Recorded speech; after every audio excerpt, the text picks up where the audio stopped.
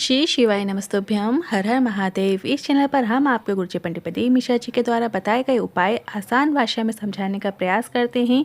साथ ही हम उपाय को वीडियो के माध्यम से भी दिखाने का प्रयास करते हैं।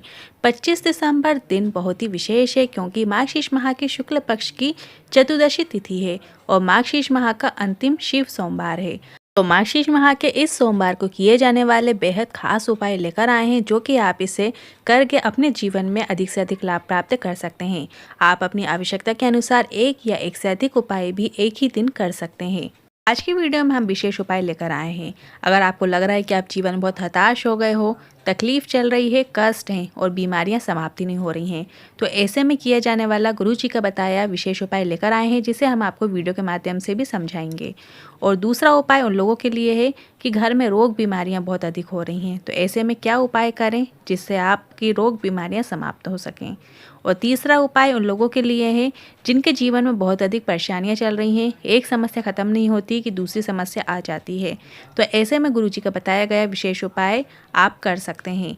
और अगला चौथा उपाय उन लोगों के लिए है आपकी कोई मन की कामना है, आपको लग रहा है कि बहुत समय से आपकी कामना पूरी नहीं हो पा रही है, बाबा नहीं सुन रहे हैं, तो आपको किस तरीके से जल चढ़ाना है, किस तरीके से इस उपाय को करना है, कौन से महादेव का नाम लेकर उपाय करना है, उसकी पूरी जानकारी आपको इसी वीडियो में मिलने वाली है। और अगला पांचवा उपाय, जीवन में बहुत अधिक कष्ट हैं, बीमारियां हैं, पैसा टिक नहीं रहा है, घर में धन संपदा नहीं आ रही है, तो ऐसे में किया जाने वाला उपाय है जो कि आप इस सोमवार के दिन 25 दिसंबर के दिन कर सकते हैं। तो चलिए वीडियो शुरू करते हैं, बढ़ते हैं पहले उपाय की ओर। अगर आपको लग रहा है जीवन में बहुत हताश हो गए हो, तकलीफ है, कष्ट है, बीमारियां समाप्त नहीं हो रही हैं, तो बेलपत्र लेना है आपको एक। और बेलपत्र की जो बीज वाली पत्ती होती है उसकी डंडी में आपको चंदन का लेपन करना है। अब आप पीले चंदन, अष्टगंध चंदन को भी उसमें लगा सकते हैं। और इसके बाद आपको 7 दाने चावल के लेना है। 7 दाने चावल के आपको ऐसे लेना है जो कहीं से भी खंडित नहीं होना चाहिए, पूर्ण चावल के दाने होने चाहिए। वो 7 दाने चावल के आपको बेलपत्र की बीज वाली पत्ती में रख लेना है। और जब आपको लग रहा है कि बीमारी पीछे ही पड़ गई है, पीछा ही नहीं छोड़ रही है, या फिर अदालत का कोई केस चल रहा है, प्रशासनिक केस चल रहा है जिसके कारण घर में तकलीफ आ रही है और आपके घर में व्यापार से जुड़ी हुई, धन से जुड़ी हुई समस्याएं हों जो कि समाप्त ही नहीं हो रही हैं, आपने बहुत प्रयास कर लिए पर कुछ नहीं हो रहा है, तब आपको इस उपाय को इसी सोमवार को करना है। 25 दिसंबर के दिन सोमवार है, तो इस दिन आप इस उपाय को कीजिएगा। एक बेलपत्र और 7 दाने चावल वाला उपाय है। बस आपको जहाँ नंदी जी विराजमान होते हैं, नंदी जी का जो सीधा पांव उठा हुआ होता है, या नंदी जी के सीधे चरण की ओर आपको खड़े हो जाना है और वहीं पे उनके कान में आपको जो भी आपके अंदर चल रहा है, दुख है, तकलीफ है, कष्ट है, प्रशासनिक कार्य, घर में धन संपदा, घर में तकलीफ, कष्ट, रोग, बीमारी, जो भी आपके घर में चल रहा है, बस आपको श्री शिवाय नमस्तुभ्यम बोलते हुए अपने मन का भाव नंदी जी के कानों में आपको बोल देना है। और इसके बाद जो आपने बेलपत्र ली है और 7 दाने चावल के लिए हैं वो जाकर आपको शंकर भगवान के शिवलिंग पे अर्पित कर देना है। अब शंकर भगवान के शिवलिंग पे जब आप उस बेलपत्र को अर्पित करेंगे जिसमें आपने बीज वाली पत्ती में पीला चंदन लगाया है और 7 दाने चावल के रखे हैं, जब वो अर्पित करेंगे तो अब आपको बेलपत्र की डंडी जो है वो जलाधारी की ओर करते हुए अर्पित कर देना है। अगर बेलपत्र अर्पित करते समय चावल के दाने शिवलिंग पे गिर रहे हैं तो कोई दिक्कत नहीं है, उसे भी भोले बाबा स्वीकार करते हैं। बस आपको बेलपत्र को शिवलिंग के ऊपर उल्टा ही अर्पित करना है जैसा आप अर्पित करते आए हैं। ये उपाय गुरुजी ने आपको 2 से 3 सोमवार करने को कहा है। इसके बाद आपको लाभ देखने को ज़रूर मिलेगा, व्यापार बढ़ेगा, धन संबंधित सभी समस्याएं दूर होंगी। और यदि आप रोग बीमारी के लिए कर रहे हैं तो उसमें भी आपको मुक्ति देखने को मिलेगी।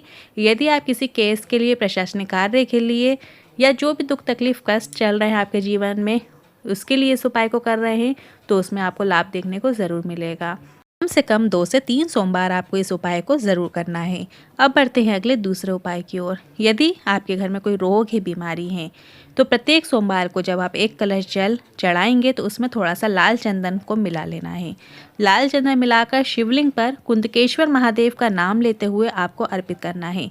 जब हम किसी विशेष कामना को लेते हुए शंकर भगवान की शिवलिंग पर जल चढ़ाते हैं, चाहे हम नॉर्मल जल चढ़ाएं या लाल चंदन वाला जल चढ़ाएं, तो एक विशेष क्रम में चढ़ाना होता है। जैसे शंकर भगवान में उत्तरी मुख होकर आपको जल चढ़ाना है, गणेश जी के के स्थान पर पहले जल चढ़ाना है। जब आप उत्तरी मुख होकर खड़े होंगे या बैठेंगे तो जो राइट हैंड साइड में गणेश जी का स्थान होता है वहाँ पर आपको पहले जल चढ़ाना है।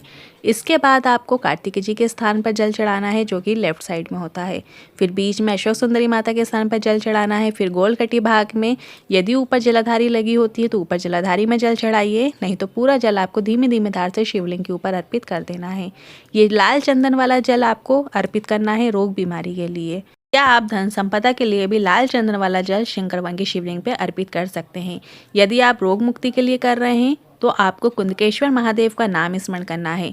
यदि घर में धन संपदा या घर में बहुत अधिक क्रोध होता है तब आप अवधूतेश्वर महादेव का नाम लेते हुए लाल चंदन का जल शिवलिंग के ऊपर अर्पित कर सकते हैं। अब बढ़ते हैं अगले तीसरे उपाय की ओर। कहीं आपको लगे जीवन में कि बहुत परेशानियां चल रही हैं, एक समस्या आती नहीं कि दूसरी आ जाती है, दूसरी समस्या ख़त्म नहीं होती कि तीसरी समस्या आ जाती है, तीसरी समस्या पूर्ण होती है कि चौथी समस्या आ जाती है। इस तरीके से समस्याएं जब चलती ही रहती हैं तब आपको इस उपाय को करना है। बेलपत्र के वृक्ष के नीचे बेलपत्र की जड़ में 1 लोटा जल, लाल चंदन वाला जल मतलब आपको अर्पित करना शुरू कर देना है।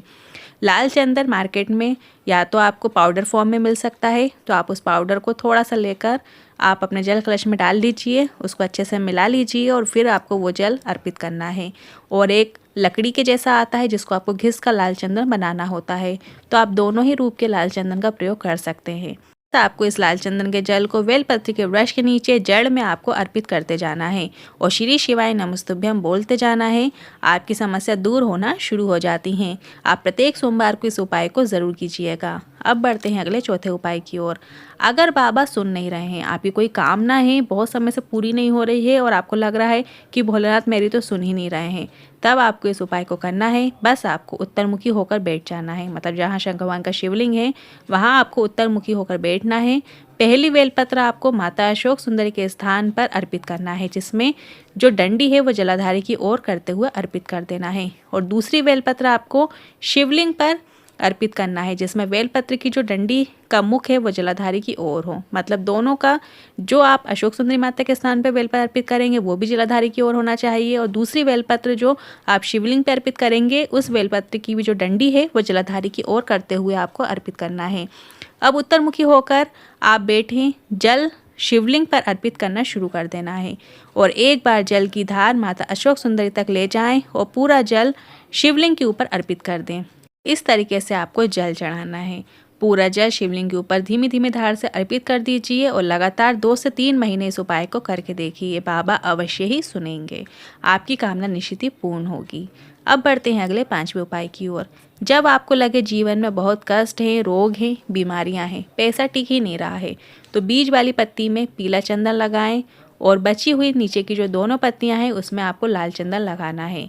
अब बीज वाली पत्ती और बाकी की जो दोनों पत्तियां हैं नीचे की जो जहाँ पे मिलती हैं वहाँ पर आपको शहद लगाना है, जैसा कि आप वीडियो में देख सकते हैं। और इस बेलपत्र को माता अशोक सुंदरी के स्थान पर श्री शिवाय नमस्तुभ्यम बोलते हुए अर्पित करना है और जो डंडी है वो जलाधारी की ओर करते हुए अर्पित करना है। इसके बाद जल शिवलिंग पे अर्पित करें। एक बार फिर से ध्यान से सुन लीजिए, एक बेलपत्र लेना है जिसमें आपको ऊपर की पत्ती पर पीला चंदन लगाना है और नीचे की दोनों पत्तियों पर आपको लाल चंदन लगाना है और जो तीनों पत्तियां जहां मिलती हैं वहां पर आपको शहद लगाकर वो आपको बेलपत्र अशोक सुंदरी माता के स्थान पर अर्पित कर देना है और इसके बाद 1 लोटा जल शिवलिंग के ऊपर अर्पित करना है। धीमी धीमी धार से अर्पित करते जाइए और इसके बाद हाथ जोड़कर बाबा से निवेदन करें और इसके बाद जो भी आपकी कामना है, जो भी समस्या चल रही है वो बाबा से हाथ जोड़कर निवेदन करते जाइए। और जो बेलपत्र आपने अशोक सुंदरी माता के स्थान पर अर्पित की है उसको आपको उठा लेना है।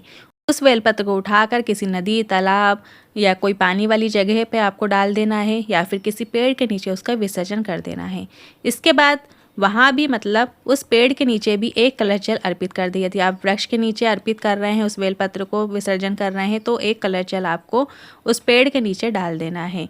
मात्र इतना कर देने से बाबा 3 माह में आपका हाथ थाम लेते हैं और आपको दर दर नहीं भटकना पड़ता, आपको दलदल से बाहर निकाल लेते हैं। और ये विशेष उपाय आप 25 दिसंबर को नहीं कर सकते क्योंकि ये विशेष उपाय आप सोमवार की अष्टमी को सिर्फ और सिर्फ कर सकते हैं। आप ये विशेष उपाय 4 मार्च 2024 को पहली सोमवार की अष्टमी पड़ रही है तो इस दिन आप इस उपाय को कर सकते हैं। और यदि आपके बहुत ज़्यादा दुख तकलीफ परेशानियाँ चल रही हैं, आप इतना लंबा नहीं रुक सकते हैं, तो आप सोमवार को भोले बाबा से निवेदन करते हुए भी इस उपाय को कर सकते हैं। सोमवार के दिन आप कुछ करें या ना करें, पर सोमवार के दिन 1 लोटा जल शंकर भगवान की शिवलिंग पर ज़रूर अर्पित कीजिएगा। घर में सभी समस्याओं को दूर करने के लिए, रोग मुक्ति के लिए, घर में धन संपदा के लिए 1 कलश जल बेलपत्री के वृक्ष के नीचे भी ज़रूर अर्पित कीजिएगा। साथ ही शाम के समय बेलपत्री के वृक्ष में 1 दिया अवश्य लगाइएगा। हो सके तो ज़रूर लगाइएगा। साथ ही आपको शिव मंदिर की चौखट पे भी 1 दिया लगाना चाहिए। हर सोमवार में ऐसा आपको नियम बना लेना चाहिए। आज के इन उपायों से लेकर मन में कोई सवाल या क्वेश्चन है तो आप कमेंट के जरिए पूछ सकते हैं। वीडियो थोड़ा भी उपयोगी लगा हो तो वीडियो को लाइक करके कमेंट बॉक्स में हर हर महादेव ज़रूर टाइप कीजिएगा। श्री शिवाय नमस्तुभ्यम।